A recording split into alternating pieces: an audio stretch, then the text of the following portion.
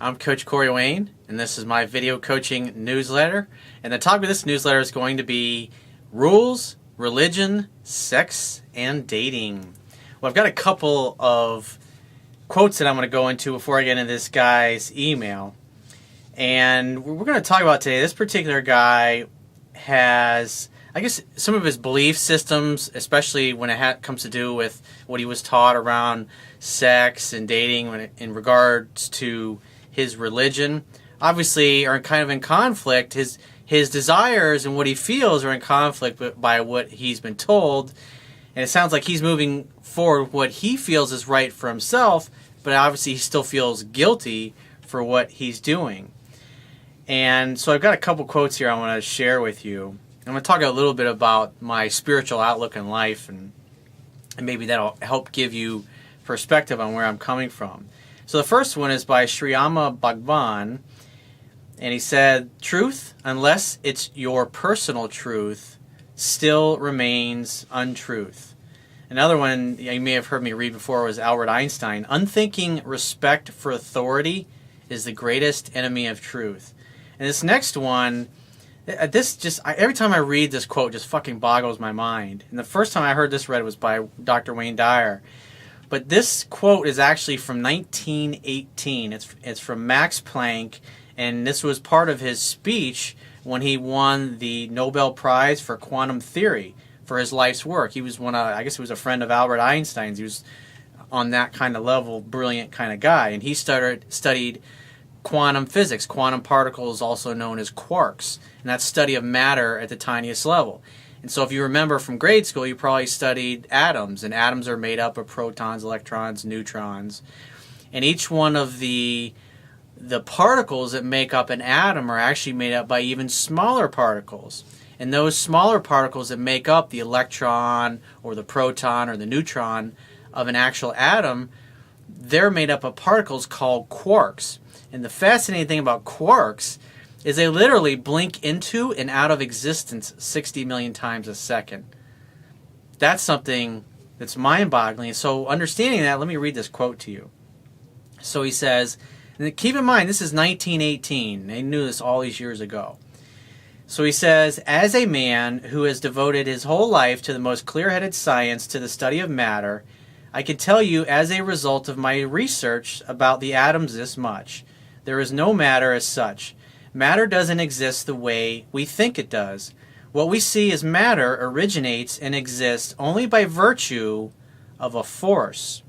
And we must assume behind this force the existence of a conscious and intelligent mind." It's pretty fucking deep. This mind is the matrix of all matter. This mind is what underlies the intelligence that we see as the world around us. And so to me, what he's basically describing is the nature of our physical reality. And what he basically said was everything that we see as a physical reality around us is held in place by some kind of invisible force. It's holding all these particles together to keep them all flying apart. I mean, have you ever looked up at the night sky and wonder why all the planets revolve around the sun and they don't just fucking fly off and go in other directions? And then obviously, if you've ever played with magnets before, there's something invisible there going on. And so there's always more to meets the eye in life. So let me get into this guy's email. He says, "Dear Coach, this is a two-part question. One, for us younger guys, college students, recent grads, etc., who are just starting out in our careers and are just learning this stuff, who have grown up in conservative and or religious households. What advice do you have for us regarding meeting women, dating multiple women, and premarital sex?" Well, I was raised in a Catholic family. I went through CCD, did all that stuff in the Catholic Church, confession, and from my own personal experience at a very young age, I knew that what I was being taught in school, I just knew back when I was in elementary school. I just didn't felt any kind of resonance with most of the stuff that I was being taught. And as I got older and I started to question things, I'd say, well, what about this? Well, what happens when a baby dies? Or what about this? What about somebody living in a tribe in the middle of that's never seen a white man, that's never heard anything about a Bible or Jesus Christ or any of the God's prophets? It's like they had no answer for me. And so I started looking around. And in early years, I studied all different religions. I've studied Islam, studied the Bible, Christianity, Judaism, Bhagavad Gita. I mean, Edgar Cayce stuff. The interesting thing is, like, when you study all these different world religions, and then you study quantum physics, and then all the things these other world religions talk about make total sense. And then you understand about the things that Christ talked about, like the oneness of all life. I and the Father and me, I and you and me, we're all one, the Father, Son, Holy Spirit, the Trinity.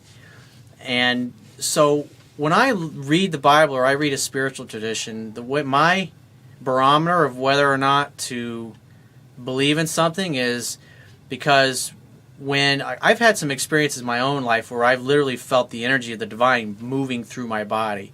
And when you have had that experience, it's an unmistakable experience. It's the most incredible, infinite peace and all-encompassing love and acceptance that you'll ever feel in your entire life. It was the most incredible feeling of well-being that I have ever experienced in my life.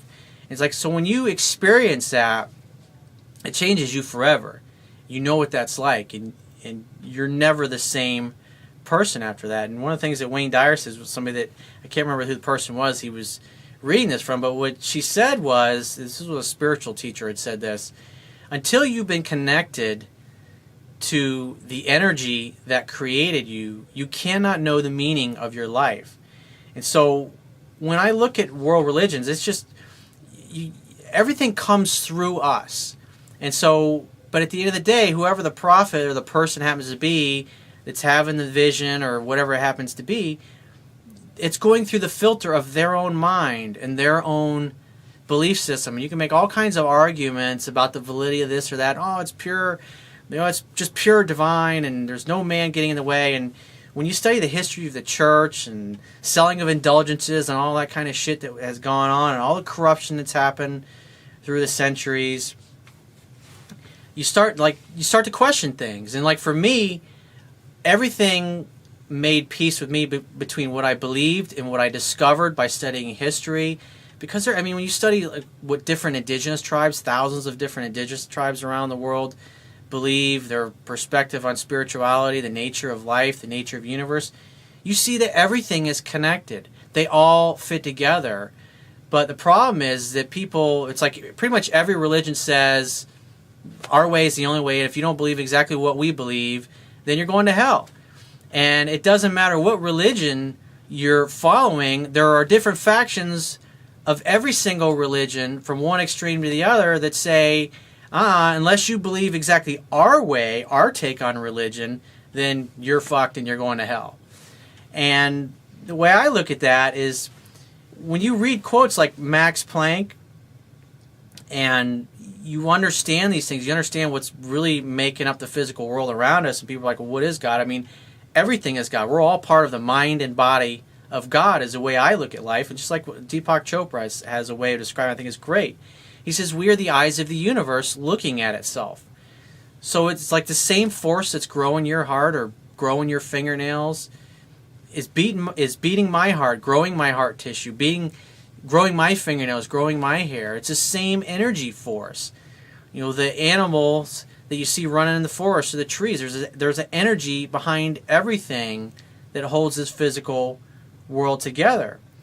And so the way I look at it is that we're all divine beings here we're children of the Creator. Every spiritual tradition says that. Every spiritual tradition says that we're all one. Every spiritual tradition says that there's only one God. And so you got all these religions arguing over who's got the correct version of defining what the Lord or the Creator of the universe is. And the problem with that approach is that it creates separation. Well, if you don't think like me, well, then you're separate from me, and it allows incredible evil. It allows people to do incredibly evil acts. And so what is evil? Evil is separation from God. Evil is doing something that is a direct result because of someone's belief system, and that I, you, me, your next door neighbor, the money you want, whatever it is, that we're separate from everything. I mean, energetically, everything that you want, you're literally energetically at the atomic level, you're connected to it. At the quantum level, you're connected to it.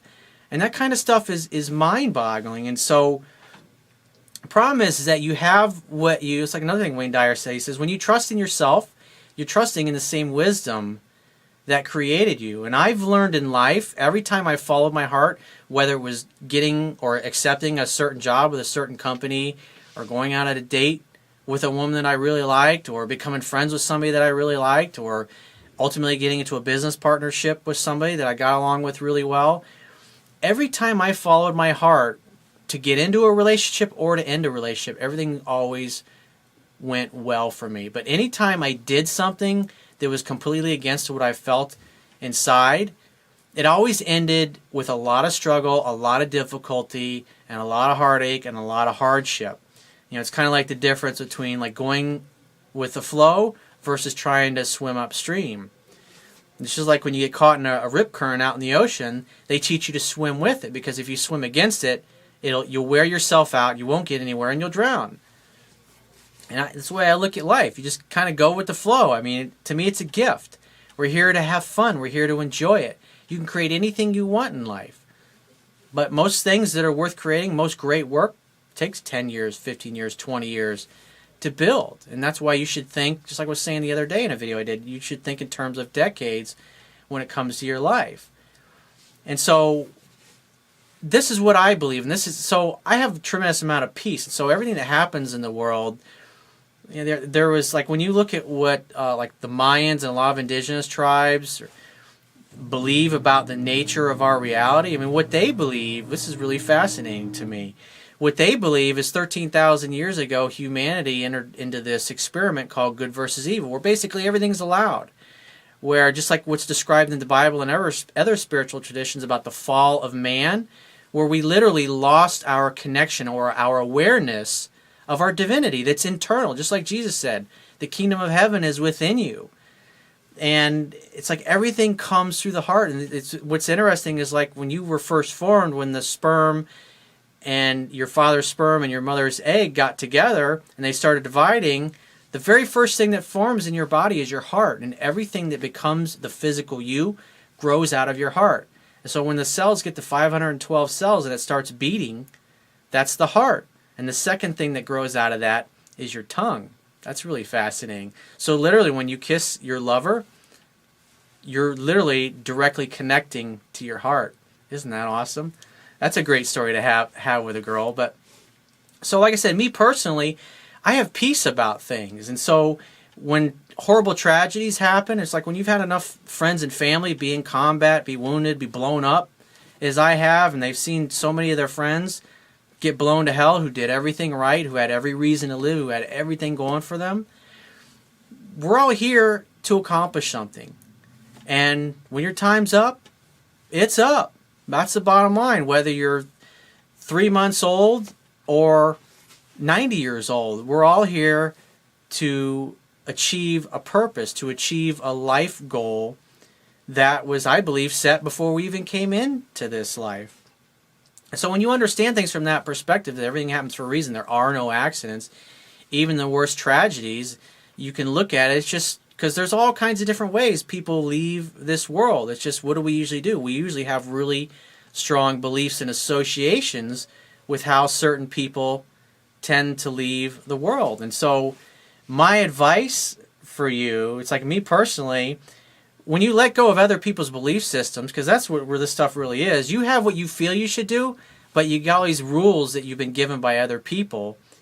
And deep down, you're probably feeling the same way I once was in my life, where they just don't feel like, they don't feel right. You don't jive with that.